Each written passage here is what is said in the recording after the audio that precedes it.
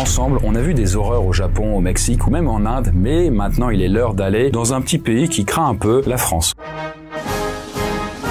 Alors là, pour une fois, on va inverser les rôles et on va parler aujourd'hui des pires expériences qu'ont vécues des touristes étrangers chez nous. Alors rapprochez-vous, là il sera pas question de petites balades sur la Côte d'Azur, ni même dans la forêt d'Agneau ou même dans le Vieux-Lyon, mais plutôt d'expériences traumatisantes vécues par des étudiants ou de simples touristes qui voulaient juste voir la France. Des étrangers qui, pendant qu'ils étaient en France, n'ont peut-être pas pu suivre leur série préférée sur Netflix ou même Disney+, car elle n'était disponible que dans leur pays. Mais heureusement, s'ils avaient eu cette solution, ça aurait pu marcher et c'était CyberGhost qui sponsorise la vidéo. Car grâce à leurs 11 000 serveurs dans 100 pays, eh bien le service vous permet de changer virtuellement votre position dans le monde entier. Par exemple, si vous êtes en vacances et que vous voulez absolument suivre les JO via la télé française, eh bien CyberGhost vous le permet. Et à l'inverse, si vous voulez suivre le dernier épisode de votre animé préféré qui n'est dispo que sur le Netflix japonais, vous allez pouvoir changer votre position virtuelle en restant tranquillement chez vous. En fait, de cette façon, vous allez débloquer l'accès au catalogue de plus de 40 services de streaming comme Amazon Prime, Netflix ou même Disney+.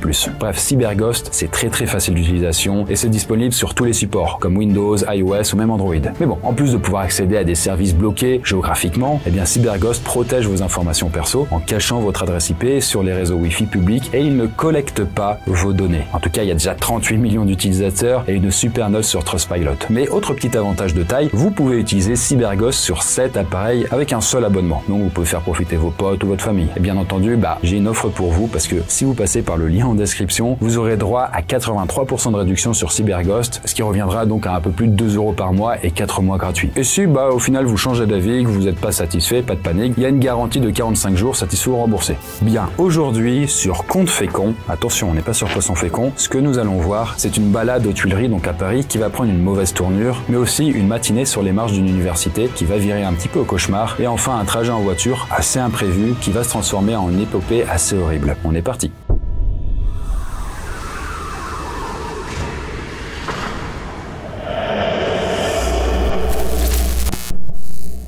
Alors, cette histoire-là commence avec une certaine Angel Faceit, qu'on a renommée Angela, voilà, c'est quand même plus simple. Et ça remonte très précisément à la fin du mois d'avril 2017. Et Angela s'en souvient parfaitement, car c'était au moment de l'attaque sur les Champs-Élysées, où 3 policiers ont été abattus. Je sais pas si vous remettez cet événement. Et Angela nous dit qu'à cette époque, elle avait assisté à la scène de loin, mais depuis l'intérieur d'un magasin, sur les Champs-Élysées donc, alors qu'elle n'avait que 19 ans. Mais ce n'est pas du tout ce dont elle veut nous parler dans son témoignage. Là, le 2e jour de son séjour, Angela, qui vient de Grande-Bretagne, a prévu d'aller au Louvre.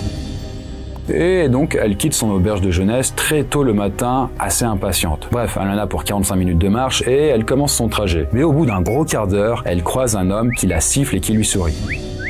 La délicatesse des Parisiens, j'imagine. Bon, en temps normal, ça l'aurait gonflé. Mais là, étant à Paris, ça lui passe au-dessus. Le problème, c'est que quelques minutes plus tard, il réapparaît à côté d'elle, sorti de nulle part, et il commence à lui parler.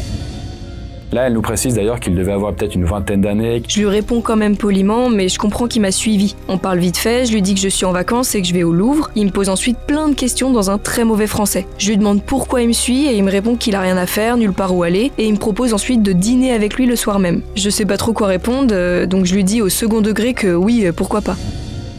Bon, la conversation est un petit peu chaotique car en fait l'anglais et le français du mec sont vraiment un peu approximatifs quoi. Et puis à un moment Angela lui demande s'il fume, mais les deux se comprennent assez mal parce qu'on sait pas si elle parle de cigarette ou de joint. Mais le mec lui il perd pas le nord et il enchaîne avec si tu veux fumer, viens avec moi, y a pas de souci. Voilà, au bout d'un moment, ça gonfle quand même un petit peu Angela, mais elle continue son chemin alors que l'autre type a l'air complètement perdu, ne sachant pas où est le Louvre, quoi. Sauf qu'Angela, elle lui dit déjà qu'elle a son billet, qu'elle va visiter le musée, mais le type continue de la suivre en lui répétant qu'ils peuvent aller dîner plus tard et rencontrer ses amis, tout ça. Sauf que bon, là, le Louvre est à présent en vue avec la petite pyramide, tout ça, et le cœur d'Angela commence vraiment à battre fort. Comme si elle réalisait de nouveau qu'elle était seule dans un pays étranger avec quelqu'un qui la suit depuis trop longtemps. Sauf que ça va un petit peu mieux lorsqu'elle arrive à proximité de l'entrée du musée, parce que là c'est rempli de monde. Elle se dit bon ça va, c'est quand même un peu plus safe quoi. Bon, là Angela décide de presser le pas pour se diriger vers l'entrée, alors que le type continue toujours de l'observer, mais un peu plus à distance. Là Angela se dirige vers un homme un peu âgé qui parle anglais et elle lui demande tout de suite de l'aide en lui disant qu'elle est suivie. Et Angela lui fait discrètement comprendre par un petit signe où se trouve le mec qui est en train de la suivre. Bon là le vieil homme lui dit alors d'entrer dans le Louvre et de ne surtout pas se retourner. Là Angela elle fait bon nickel, c'est bon, je suis sorti d'affaire. faire. Sauf que entre-temps, le mec insistant est revenu au niveau d'Angela et là il lui demande ce qui se passe, comme s'ils avaient taillé la bavette ensemble. Là le vieil homme demande à Angela si tout va bien et elle lui répond que oui et elle entre alors dans la pyramide avant de prendre l'escalator. Sauf que le mec insistant décide encore une fois de la suivre. Le truc, c'est que Angela a signalé à plusieurs reprises qu'elle était suivie, que ce soit en entrant dans la pyramide ou même à la personne qui avait validé son ticket. Et personne ne semble avoir quelque chose à foutre de son cas. Bah oui, bon, vous êtes suivi, on s'en fout. Bref, une fois les portiques passés, elle se rend au poste de sécurité pour, encore une fois, dire qu'elle est suivie. Et là, on lui répond que, juste le mec voulait sans doute la voler. Me voler? Juste me voler? En plein jour, en me suivant pendant plus de 30 minutes? Ça m'étonnerait vraiment. Là, j'ai une horrible sensation de frisson dans tout le corps, mais je suis saine et sauve à l'intérieur. Et il y a de nombreux soldats armés qui se promènent dans l'endroit, donc dans une certaine mesure, je ne suis pas en danger. Mais voilà, je suis seule, jeune et loin de mon pays. Bon, Angela termine en disant qu'elle est contente de ne pas avoir cédé quand le mec lui demandait où elle logeait. Parce que ça aurait peut-être aggravé quand même un petit peu la situation. Mais bon, elle termine de manière plus positive en disant qu'elle a quand même profité au maximum de son séjour sans trop d'ennuis. Si on met de côté quand même la fusillade sur les Champs-Élysées. D'ailleurs, elle dit qu'elle n'a jamais parlé de ça, de cette petite mésaventure avec ce mec insistant à ses parents. Mais bon, clairement, quand elle repense à cette affaire, ça aurait peut-être pu tourner bien différemment et s'aggraver. Donc là, heureusement, elle s'en tire assez bien. Mais en tout cas, si Angela a eu de la chance, notamment que cet homme ne tente rien, qu'il fasse jour, etc., ça sera malheureusement pas tout à fait pareil pour la prochaine histoire.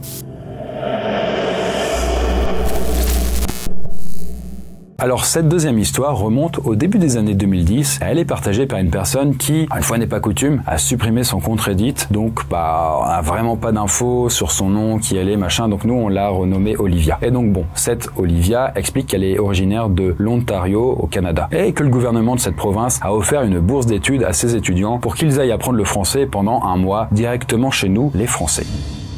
Quelle bonne idée. C'est vrai qu'ils avaient peut-être oublié qu'il y avait le Québec où ils parlaient quand même assez bien français, globalement. Mais bon, la France c'est plus loin, c'est plus exotique, sans doute. Bon alors là, laissez tomber tout de suite Paris, parce qu'on va se diriger dans le département de la Loire, et plus précisément à Saint-Étienne, avec son très beau fleuve sous terre. Du coup, les gars, il n'y a pas de fleuve à Saint-Étienne, c'est quand même un peu chiant. Enfin si, mais il est sous la ville. Enfin, c'est un détail. Mais bon, de ce que dit Olivia, c'est qu'elle a aussi passé un petit peu de temps ailleurs, et globalement, elle a quand même trouvé la France magnifique, mais elle est quand même tombée sur pas mal de mecs un peu flippants. Bref, un jour, elle quitte son appart à Saint-Étienne pour retrouver les autres Canadiens et d'autres étudiants devant l'un des bâtiments de l'université, donc à Saint-É. Et là, l'activité du jour, qui est organisée par l'université, c'est une sorte de randonnée dans les alentours et Olivia arrive sur place la première. Là, elle s'assoit alors devant le bâtiment pour attendre les autres étudiants, mais quelques instants plus tard, un type, à peu près genre 25 ans, semble sortir des haies juste derrière elle. Il n'y a pas d'allée derrière moi, donc j'ai trouvé ça assez étrange. Je lui souris par politesse, puis il vient s'asseoir à côté de moi et il commence à me parler en français. J'essaie de lui dire avec le plus de tact possible que mon français est vraiment pas bon et que je suis étrangère, ce qui fait que je ne le comprends pas très bien. Il s'est alors mis à parler dans un assez bon anglais et il m'a demandé d'où je venais. Je lui ai alors répondu un petit peu naïvement et par réflexe. Voilà, du coup, une rencontre pas spécialement agréable pour Olivia, mais jusqu'à là, ça va. Elle gère, façon de parler, quoi. Sauf que le problème, c'est que le mec commence à se rapprocher d'elle, en lui disant, par exemple, qu'il la trouve vraiment très mignonne, quoi. You are a very beautiful girl, you know, avec un bel accent.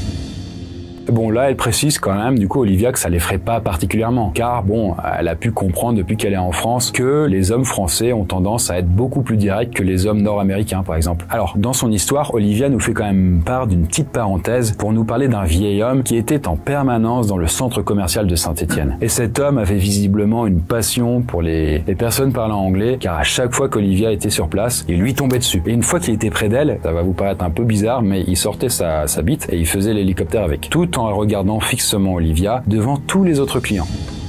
Avec le temps, Olivia lui a donné un petit surnom et c'était Monsieur Midspin, la viande tournoyante quoi. Mais bon, revenons-en quand même au parvis de l'université, où là, le type continue de s'approcher d'Olivia, qu'il remercie un petit peu bêtement pour ses compliments. Elle sait pas trop comment réagir honnêtement, elle est un peu, elle voudrait juste qu'elle lui lâche la jambe. Et d'ailleurs, en parlant de jambes, le mec lui dit qu'elle a des jambes très sexy et là, il commence à poser les mains dessus. Là, Olivia se fige, elle rit nerveusement sans vraiment pouvoir contrôler sa manière de réagir. Et en fait, la main de l'homme qui part du bas de la jambe d'Olivia commence à remonter sur sa cuisse. Là, la jeune femme est terrifiée alors que la main de l'homme remonte de plus en plus vers ses parties intimes. Je me suis alors figée, en état de choc total, et je regarde bêtement et fixement sa main qui glisse sur le haut de ma cuisse. Je commence à trembler, je lève les yeux pour le regarder, et là je vois qu'il a un regard froid, mais aussi à moitié absent, et c'est indescriptible. À ce moment précis, j'ai entendu des voix un petit peu plus loin, je me retourne et là je vois directement que c'est des étudiants, des Russes, qui participaient à un programme d'échange. Là, Olivia, il voit alors l'occasion de se sortir de cette situation et du coup, elle interpelle l'un des Russes de loin en le saluant, en faisant des grands gestes, histoire que vraiment elle soit bien repérée.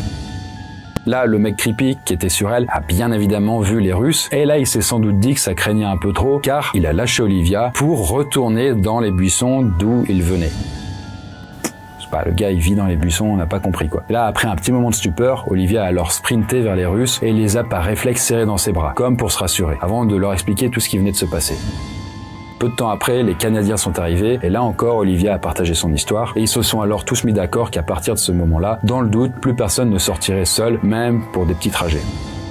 Alors Olivia termine son histoire en nous disant que si les Russes n'avaient pas débarqué à ce moment-là, elle aurait sans doute été victime peut-être d'un viol ou de pire, sachant que c'était quand même très tôt le matin et qu'il y avait vraiment personne autour. Bon, en tout cas avec le recul, elle trouve qu'elle a été stupide de rester assise là quand elle a commencé à avoir peur, plutôt que le repousser le mec ou alors s'enfuir. Mais bon, en même temps, c'est vrai que à force de faire des vidéos sur le sujet, c'est vrai qu'on se rend compte que les gens qui subissent ça, sur l'instant, ils savent pas comment réagir, sachant qu'il y a 2 minutes, ils imaginaient pas du tout être dans cette situation et donc, comme elle le dit, ils sont vraiment en mode stupeur, ils sont pétrifiés. Avant de réagir, peut-être parfois le mal a déjà été fait quoi. Donc en vrai, réaction plutôt logique en fait, mais triste. Mais bon, pour notre dernière histoire, là, il va être question d'un trajet en voiture complètement imprévu et qui va un petit peu virer au cauchemar. J'en dis pas plus.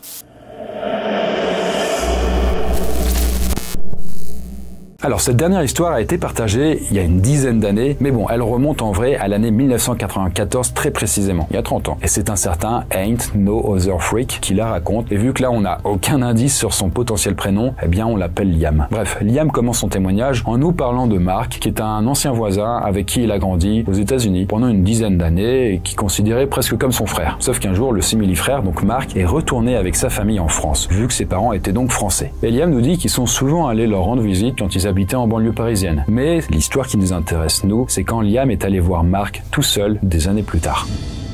Et il se trouve qu'au printemps 94, donc, Liam débarque en France sans qu'on sache dans quelle ville. Il nous précise simplement que c'est une grande ville universitaire avec énormément d'étudiants étrangers et des fêtes qui durent jusqu'à l'aube. Là, bref, on est sur la place de la Comédie à Montpellier. Peut-être que c'était à Montpellier donc. Liam débarque donc sur place dans la ville et il s'apprête à passer la semaine dans le loft de Mark qu'il partage alors avec 2 autres colocs. Et le soir même, ils vont tous dans un petit resto sympa et Liam découvre alors le groupe d'amis de Mark composé d'une quinzaine de personnes. Ils sont tous étudiants de différentes nationalités, et là, il ne faut que quelques heures à Liam pour se sentir pleinement intégré. Bref, ça doit être assez cool, plein de nationalités différentes, un peu crayon de couleur, quoi, tu vois. Dans ce groupe se trouve Sunny, une jeune fille grecque qui a immédiatement attiré mon attention. Bon, Sunny est un surnom, car son vrai nom était trop difficile à prononcer. On a sympathisé très rapidement, et ça s'est rapidement transformé en un espèce de flirt. Elle est super intéressante, très drôle, et vraiment magnifique. Bref, mes 3 premiers jours sur place ressemblent à une succession chaotique de beuveries. On commence les soirées dans les bars, et on les termine en boîte, jusqu'à l'aube. Et en plus de l'alcool, il y a aussi le sexe et quelques pétards à droite à gauche.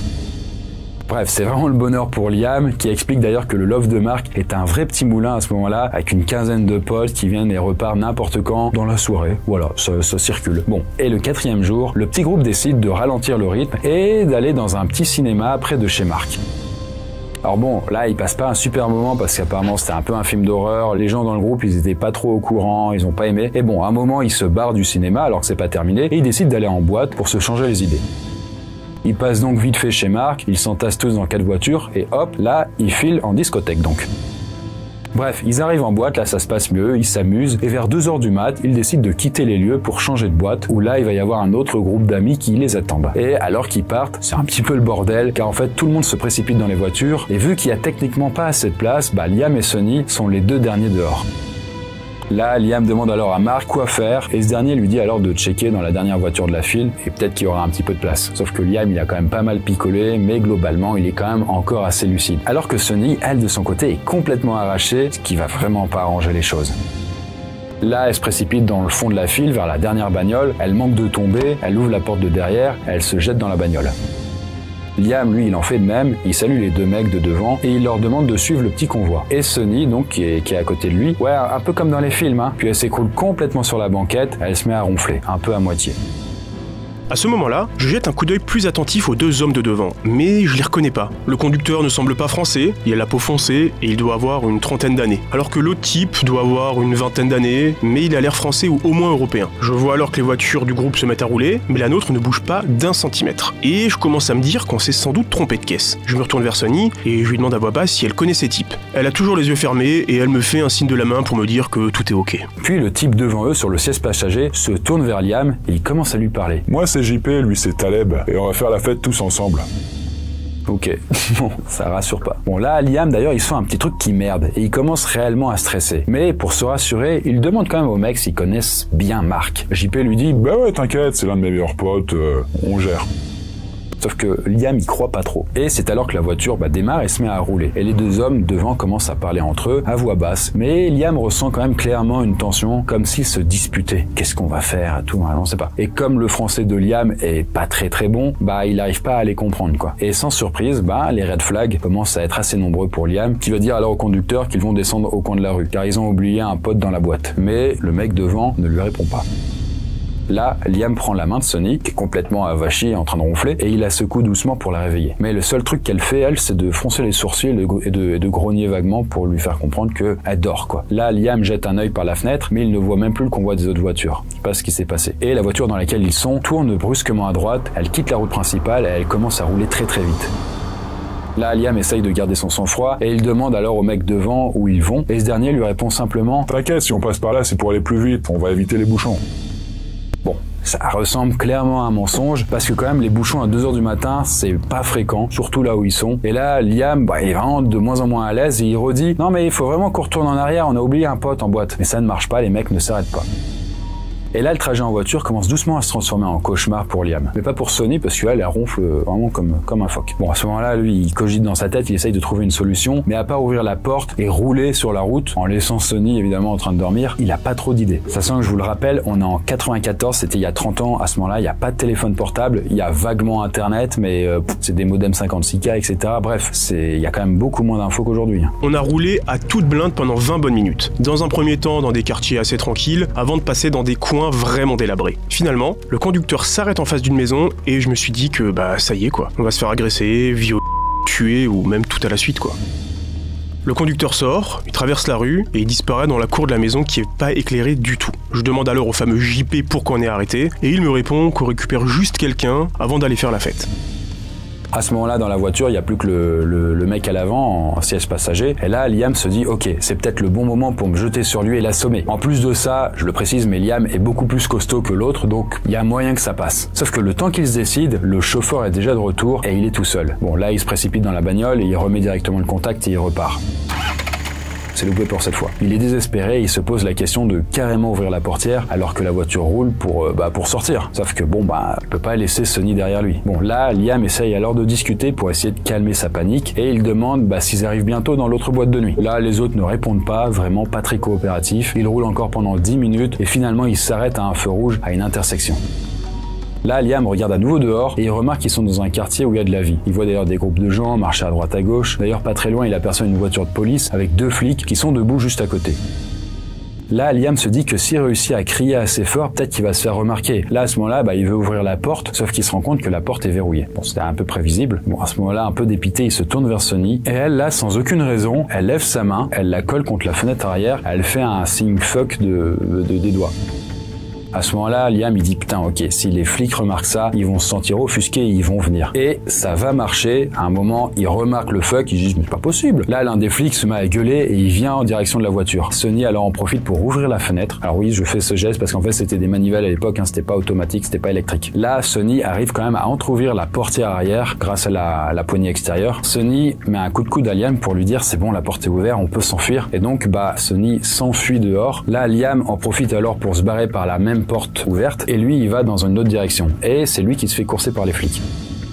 En même temps qu'il est en train de courir, il rejoint une rue calme et il va se cacher dans des buissons pour reprendre son souffle et un peu semer les flics. Alors la fille Sunny, du coup, il est possible qu'en fait elle ait eu le temps de se réveiller entre temps et qu'elle avait perçu le danger et c'est pour ça qu'elle avait réussi à réagir. Et Liam, pourquoi il s'est caché des flics alors qu'il avait besoin d'eux? Là, il le précise pas, on sait pas, peut-être sur coup, il voulait pas encore plus de représailles, c'est compliqué à savoir. Mais en tout cas, Liam reste planté là, caché dans son buisson et il sait pas combien de temps se passe. Puis à un moment, il sort de sa cachette et là, il revient sur ses pas pour retourner vers le carrefour et il espère qu'il va y retrouver Sunny. Mais il remarque que les flics sont toujours sur place. Sauf que la voiture des deux mecs, elle a disparu. Bon, Liam décide alors d'aller dans la direction où Sunny est parti, sauf que rapidement, il réalise qu'il est complètement perdu. Je rappelle, en plus, il n'y a pas de téléphone portable, il n'y a pas de GPS, il est dans une ville étrangère, il est paumé. En plus, il est trop tard pour appeler un taxi, et puis il a aucune idée de là où il est. Il sait même pas s'il est dans la bonne ville, tellement la voiture a roulé. En fait, la seule chose qu'il a, c'est le nom de la rue où Mark habite. Il essaye alors de demander son chemin à quelques personnes, mais aucune ne connaît cette rue. Jusqu'à ce qu'il tombe sur un couple âgé qui lui indique où se trouve le cinéma, là où il avait passé la soirée à voir le petit film d'horreur.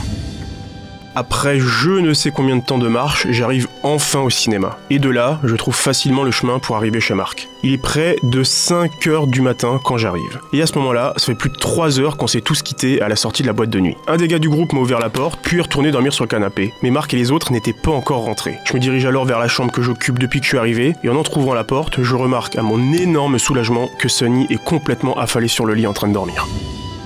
Et Liam se réveille finalement vers 14h et là il veut directement savoir ce qui est arrivé à Sunny dans la nuit. Il l'a laissé comme dormir. Et donc elle raconte qu'après s'être échappée de la voiture, elle a commencé à chercher Liam, mais bon, elle a pas réussi à le trouver et puis elle était complètement épuisée. Finalement, elle a trouvé une cabine téléphonique, ça existait à l'époque. Elle a essayé d'appeler sa coloc, ça n'a pas marché. Puis elle a essayé d'appeler son ex-petite amie et si finalement son colocataire à lui, qui est gentiment venu récupérer Sunny avant de la déposer chez Mark. Et bon, il avait quand même compris qu'elle était quand même encore pas mal bourrée et puis au bout du rouleau. Bon, alors Liam termine son récit en disant qu'il n'a aucune idée de ce que ces deux gars voulaient faire avec eux. Mais clairement, ça ressemblait pas à une fête qu'il leur avait préparée. Ou alors un type de fête dont ils auraient vraiment pas voulu voir les résultats, quoi. Et ça, évidemment, ça a été au centre de débat les jours suivants. Avec tous les autres amis, vraiment, ils se sont posés la question, mais c'était qui ces types, quoi? Chacun avait son pronostic entre le viol, le trafic d'êtres humains, la vente d'organes au marché noir, on sait vraiment pas, quoi. Ou peut-être juste une fête, ils voulaient juste s'amuser, quoi, ils se sont trompés. En tout cas, si de votre côté vous êtes étranger, peut-être suisse ou canadien, et que vous avez connu des expériences traumatisantes en France, alors même que vous êtes Erasmus ou un truc du style, n'hésitez pas à les partager, ça peut être vraiment instructif. Et merci encore à CyberGhost VPN d'avoir sponsorisé la vidéo. Je vous rappelle que grâce à eux, vous pouvez protéger votre vie privée et débloquer des contenus exclusifs pour faire des petites économies. Ça peut être sympa. Protéger la vie privée, ce sera pas comme évidemment dans les histoires que j'ai racontées, on est d'accord, mais ça peut être comme utile. Le lien est en description, vous pouvez avoir 83% de réduction sur l'abonnement. Voilà, ça revient à un peu plus de 2 € par mois avec 4 mois gratuits. Et bien sur ce, moi je vous retrouve du coup pour la prochaine vidéo et en attendant je vous souhaite une bonne nuit. Bye bye.